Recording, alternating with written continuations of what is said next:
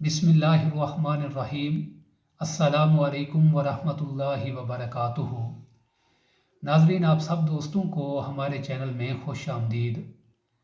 मैं आपसे आपका होस्ट मोहम्मद जाहिद अयूब मुखातिब हूँ।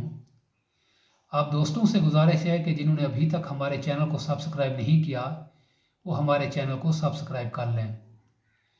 आज मैं आप दोस्तों से ज़िक्र के हवाले से गुफ्तगू करूँगा। नाज़रीन, ज़िक्र दो तरह का होता है, एक होता है ज़िक्र खफ़ी और एक होता है ज़िक्र जली। ज़िक्र खफ़ी उसे कहते हैं जो चुपके से बग़ैर आवाज़ बुलंद किए हुए दिल के अंदर किया जाए, और ज़िक्र जली उसे कहते हैं जो बाआवाज़ बुलंद किया जाए। कुरान पाक में और अहदीस मुबारका में बारहा इस बात का हुक्म दिया गया है कि हम अपनी ज़िंदगी ज़िक्र के साथ संवारें। कुरान पाक में इरशाद बारी ताला है, फ़ज़कुरूनी अज़कुरुकुम वशकुरूली वला तकफुरून। अल्लाह पाक ने इरशाद फरमाया, ए मेरे बंदो, तुम मुझे याद करो, मैं तुम्हें याद करूँगा, और मेरा शुक्र करो और मेरी नाशुक्री ना करो। इसी तरह इरशाद बारी ताला है, अला बिज़िक्रिल्लाहि तत्मइन्नुल क़ुलूब। जान लो जो दिल का इत्मीनान है, जो दिल का सुकून है, वो अल्लाह पाक के ज़िक्र में है।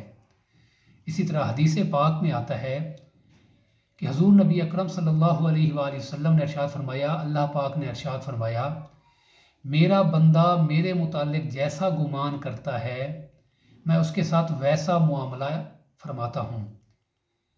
अगर वो तन्हाई में मेरा ज़िक्र करता है तो मैं उसके साथ होता हूँ और मैं अपनी शयान शान उसका ज़िक्र करता हूँ।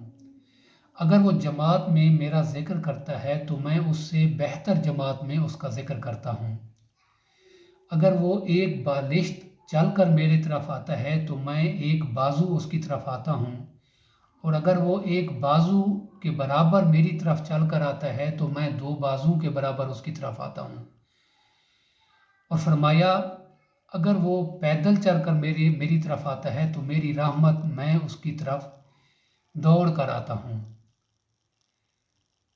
और इसी तरह एक और हदीस पाक में आता है कि एक सहाबी रसूल ने अर्ज़ किया, या रसूलुल्लाह सल्लल्लाहु अलैहि वसल्लम, इस्लाम के अहकाम मुझ पर गालिब आ गए हैं, आप कोई ऐसा अमल मुझे इरशाद फरमा दें कि जिस पर अमल करके मैं जिस पर इन हमाक से मैं उस पर अमल करता रहूं।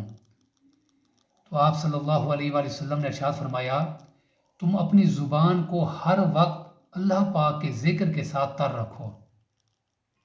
इसी तरह एक और हदीस पाक में आता है कि अल्लाह पाक की बारगाह में सबसे पसंदीदा अमल ये है कि तुम अपनी ज़ुबान को हर वक्त अल्लाह पाक के ज़िक्र के साथ तर रखो।